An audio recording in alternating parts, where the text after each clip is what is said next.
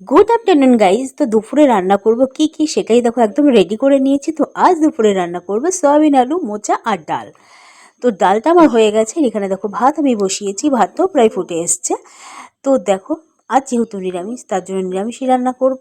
তো নিরামিষের দিন বেশিরভাগ দিনই আমাদের সয়াবিন হয়। আর বাইরের ওয়েদারটা দেখো বেশ ভালো, কখনো মেঘ কখনো আর কি রোদ্দুর। আর এখানে দেখো সব ছড়ানো ছিটানো আছে, যেহেতু রান্না করছি রান্নাঘর তো একটু ছড়ানো ছিটানো থাকবেই। আর বাইরের ওয়েদারটা কিন্তু বেশ ভালো লাগছে, কি বলো তো, হালকা হালকা মেঘ, হালকা হালকা রৌদ্র উঠছে। আর আমি কিন্তু এদিকে দেখো রান্না কিন্তু বসিয়ে দিয়েছি, কারণ হচ্ছে আমার মাম্মাকে আবার স্কুলে আনতে যেতে হবে, কারণ মোচাটা আমি সেদ্ধ বসিয়ে দিয়েছি। আর কারা কারা রান্না বসিয়েছো প্লিজ কমেন্ট করে জানাও। আর তোমাদের মোচা খেতে কেমন লাগে সেটাও জানাও। মোচাটা কিন্তু কেনা না, এগুলো সবই আমাদের গাছের আর কি, সবই বলতে সোয়াবিনটা কেনা। তো ভিডিওটা কিন্তু কয়েক মাস আগেই বানানো, তো গাছে কাঁঠাল ঝুলছে তোমরা দেখেই বুঝতে পারছো। তো রান্না করতে করতে ভাবলাম একবার বাইরে থেকে ঘুরে আসি, আর বাইরের ওয়েদারটা কিন্তু বেশ সুন্দর।